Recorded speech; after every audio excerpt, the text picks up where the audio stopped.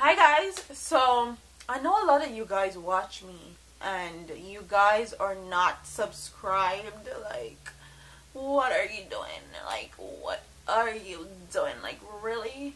You need to hit that subscribe button to keep up with me with the latest news and reviews coming out the Caribbean and anything that has to do with reggae dancehall music. So if you want to stay up to date with me, you have to hit subscribe, hit that bell, and join the fam, okay? Join the fam. So in today's video, we're actually going to talk about these fake cops behind a murder in St. James. As you guys know, St. James is under state of emergency or enhanced security forces, whatever they want to call it now, because they can't seem to make their mind up. But they were going well. They didn't have any murders in that parish for a while, but now there's a murder and fake cops are the reason for the murder. So we're gonna get into this story and into this article, and we're gonna talk. And it says, after quite a lull in murders in St. James, where a state of public emergency or a state of heightened security has been in place since January 18th and a zone of special operation has been on since last year, another murder has been recorded in the parish. And this is not the only one. There were actually 2 murders yesterday, and this is being recorded on the 5th of March. So there's 3 murders now. Prior to January 18, 10 murders had been recorded in the parish this year, following the whopping 335 last year. However, with the security clampdown, murders nosedived to 3 for the period between January 8th and Friday. But on Saturday at 1:15 a.m., the peace formula was broken with a killing of Detroit Richard Johnson, a 37-year-old unemployed man of Pound Road, Springmount in the parish.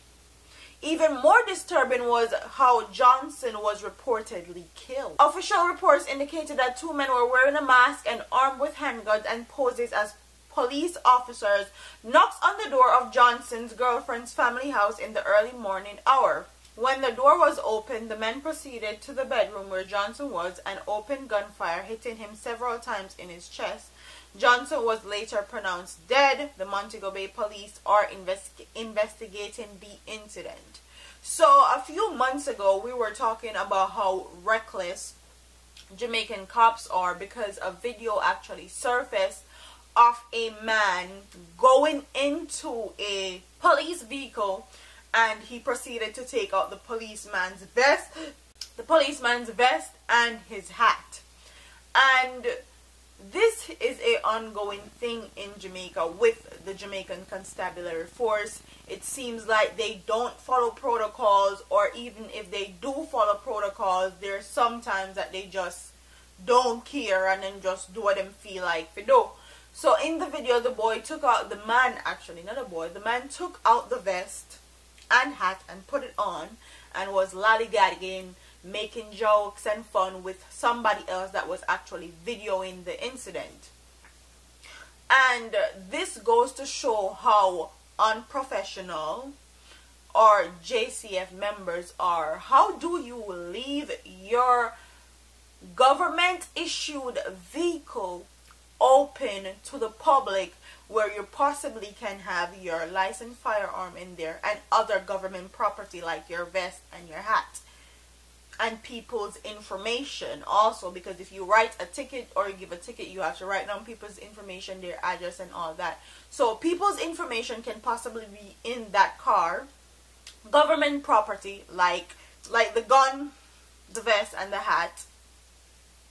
And also, it's a government issued vehicle, so you are also to be held accountable for that vehicle. This goes to show how there is no ethics, there's no code that is followed or are put in place for the JCF. Because if they actually took the codes and rules and regulations that they have written out for them seriously, stuff like that would not happen. And that's what I was talking about in my previous video of how careless they are. Now, this article comes around and somebody died. And this probably may be fake gun or fake uniform that these people that killed this man had on.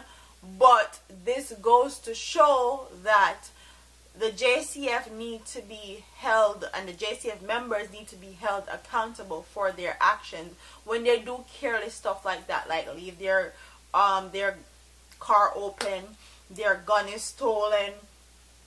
Like, the list goes on of things that they've done that put their career in jeopardy, and they still have a job.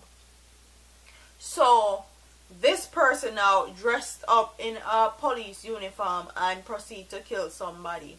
And why would you think they did that? They did that because they know that the JCF is unreliable, unstable, they don't follow protocol, and anything can go down as far as the JCF is concerned, and they don't have a good reputation, especially not with people, and especially not with Jamaican citizens. So they might use the JCF now, basically using their uniform against them and making them, their reputation, even worse. They're damaging their reputation. So if the JCF have actually had a good reputation in the past and actually have a good relationship with the citizens and residents of Jamaica, some of this stuff wouldn't have taken place at all. But because people know, like these criminals know that their reputation sucks and they don't follow code, they're unreliable, they don't have any ethics, they use that to their advantage.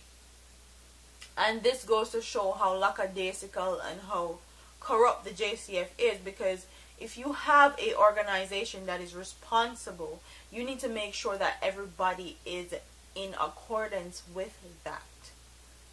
Granted, they're not responsible for the murder that happened, but it goes to show their carelessness from previous things now is going to affect them and affect their reputation. Because nothing more than people think that this is actually a real police officer coming to knock on their door. They open their door and when they're actually gunman. So they need to be very, very careful nowadays, and they need to actually be some distinction on the JCF clothing now to make sure that people are not wearing fake cop uniform and they pretend that they're a police and they're not really a police. And the people need to be aware of this also, so them not open them door for gunman and gunman come kill them and they actually think they're police come kill them. So comment in the comment section and tell me what you guys think about this story. Don't forget to like, comment, share, and subscribe to your girl here on YouTube for the latest news and reviews.